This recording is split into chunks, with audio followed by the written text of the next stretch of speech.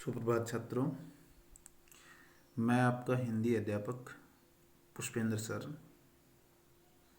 पिछले लेक्चर में आपने वाक को पढ़ा। आज उसी क्रम में आगे चलते हैं। हम संधि व्याकरण के टॉपिक का अध्ययन करेंगे। संधि की छात्र परिभाषा रहेगी, दो समीपवर्ती वर्णों के मेल से जो विकार या परिवर्तन होता है वह संधि कहलाता है।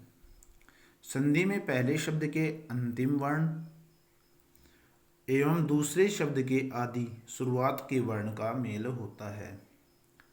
उदाहरण यहाँ पर दिखाया गया है, जैसे देव प्लस में आल्य। देव में जो अ है वो और आल्य में जो आ है, इन दोनों के बीच में मेल होगा, देवालय बन जाएगा। जगत प्लस में नाथ, ये व्यंजन संधि का उदाहरण है, जगन्नाथ बन जाएगा। मनय प्लस में योग, ये विसर्ग संधि का उदाहरण है, मनोयोग बन जाएगा। आगे संधि विच्छेद।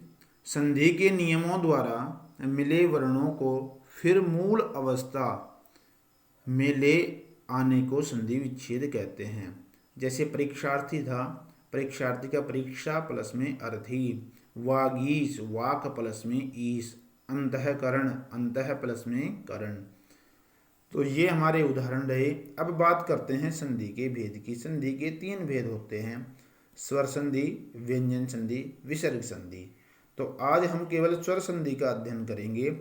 स्वर संधि में परिभाषा है जो स्वर संधि की, तो स्वर संधि की परिभाषा रहेगी कि स्वर के बाद स्वर आने से पहले पद के अंत में स्वर हो और दूसरे पद के शुरुआत में स्वर हो।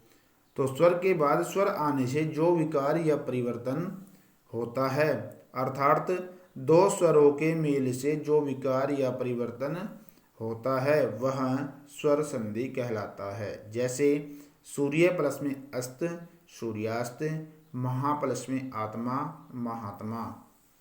अब बात करते हैं स्वर संधि के भेद की। तो पहले स्वर संधि के बारे में पढ़ा, अब उसके भेद। स्वर संधि के 5 भेद होते हैं। 5 भेद कौन कौन से हैं? दीर्घ संधि, गुण संधि, वृद्धि संधि, यण संधि और अयादि संधि। अब दीर्घ संधि के बारे में हम पढ़ेंगे। दीर्घ संधि में छात्र देखिए, यदि पहले पद के अंत में ह्रस्व या दीर्घ यानी आ, ई, उ के बाद में क्रमशः ह्रस्व या दीर्घ आ, ई, उ स्वर आए, मतलब यहाँ पर भी आ, ई, उ आए। तो छात्रों, मेरे कहने का मतलब है कि आ, ई, उ इन 6 पहले पद के अंत में हो, ये 6, और उन 6 में से ही कोई दूसरे पद के शुरुआत में आ जाए। आ के बाद में आ जैसे आए तो दोनों को मिलाकर आ, ई, उ हो जाते हैं। जैसे स्व प्लस में अर्थी, स्वार्थी बन गया। देव प्लस में आलय, देवालय। अति प्लस में ईव, अतीव। गिरि प्लस में ईश, गिरीश। वधु प्लस में उत्सव, वधुत्सव। लघु प्लस में उत्तर, लघुत्तर। 2 उदाहरण सभी के दिए जा चुके हैं यहाँ पे। अब आगे देखिए गुण संधि। तो यहाँ पर कह रहा है कि यदि पहले पद के अंत में आ और आ, तो यहाँ पर जाहिर सी बात है कि पहले पद के अंत में ए और आ होना बेहद जरूरी है। दूसरे पद के शुरुआत में ई या ई में से कोई आए तो ए हो जाएगा। उ या उ में से आए कोई तो ओ हो जाएगा, और री आ जाए तो अर हो जाएगा। छात्रों, जैसे उदाहरण यहाँ पर दिया गया है कि पहले पद के अंत में ए और आ के बाद में ई या ई आए, दूसरे पद के शुरुआत में ई या ई में से हो तो ए, उ या उ में से हो तो ओ, और री हो दूसरे पद के शुरुआत में तो अर हो जाता है। स्वर आए तो दोनों के मिलने से क्रमशः ए, ओ, अर हो जाते हैं। जैसे नर प्लस में इंद्र, नरेंद्र। वीर प्लस में उचित, वीरोचित। महा प्लस में ऋषि, महर्षि। अब बात करते हैं वृद्धि संधि की। तो वृद्धि का अर्थ होता है बढ़ना।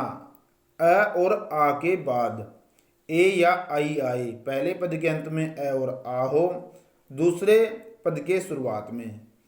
ए या आई आ जाए तो दोनों के मेल से आई हो जाएगा, यानी यहाँ पर ये बड़ा है, वृद्धि आई हो जाएगा, तथा अ और आ के बाद में ओ या औ आए तो औ हो जाएगा, तो दोनों के मेल से औ हो जाता है। जैसे एक प्लस में एक बन गया, रमा प्लस में ऐश्वर्य रमेश्वर्य बन गया, महा प्लस में औषध महौषध बन गया। अब बात करते हैं यण संधि की।